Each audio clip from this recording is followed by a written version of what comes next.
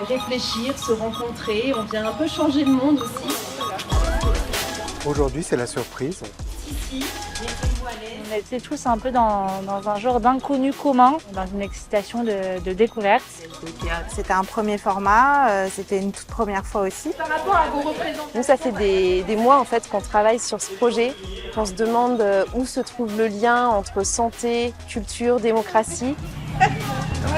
Quand on est en collectif, il y a quand même très vite des belles choses qui sortent. Et je vois que ça travaille bien. Ouais. Là, on sent qu'il y a une émulation collective qui pousse à une créativité. Parc humanisé. L'intelligence collective, ça c'est important.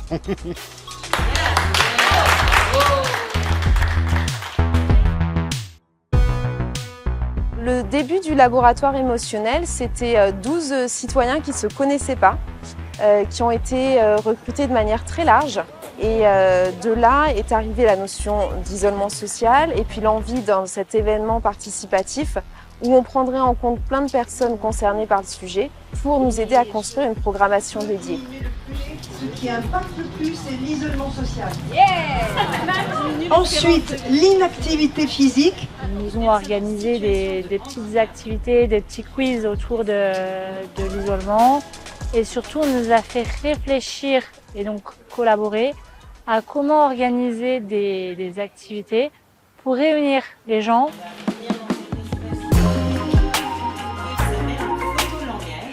Chacun et chacune prend une carte.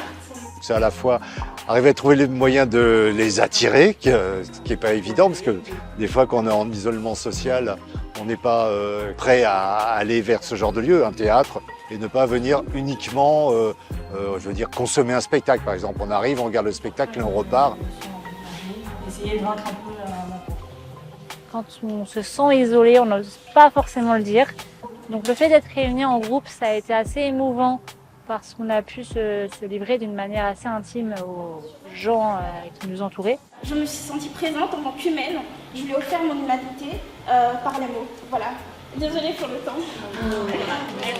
Il y a un moment comme ça de bascule où tout le monde se met autour de l'idée. Et là, tout le monde s'exprime, liberté totale. Pour moi, c'est la rencontre d'autres personnes isolées, le partage. Parce que l'art oblige à penser à autre chose et à se libérer soi-même, essayer d'être sur le futur et de se projeter vers la beauté, vers le beau et vers l'extérieur. Un club photo avec une exposition elle aussi thématique. Qu'est-ce que vous proposez au théâtre? Est-ce que vous retenez une de ces propositions-là? Est-ce que vous en combinez plusieurs?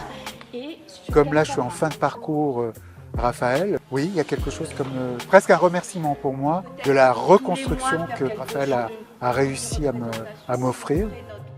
C'est ça qui a marqué cette journée, la générosité que chacun a apportée à être soi et à avoir envie de proposer quelque chose qui fasse du bien à tout le monde. On est bienveillant, on est inclusif et on est dans un esprit de collaboration.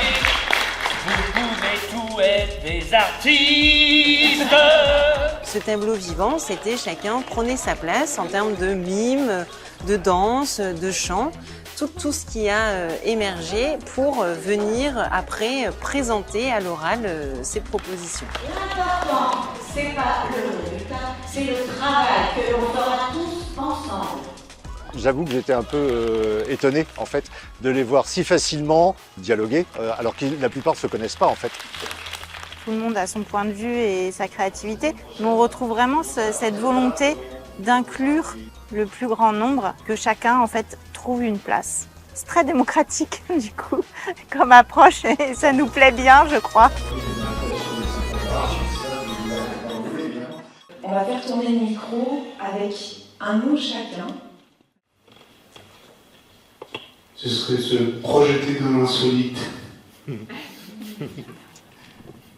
L'amour.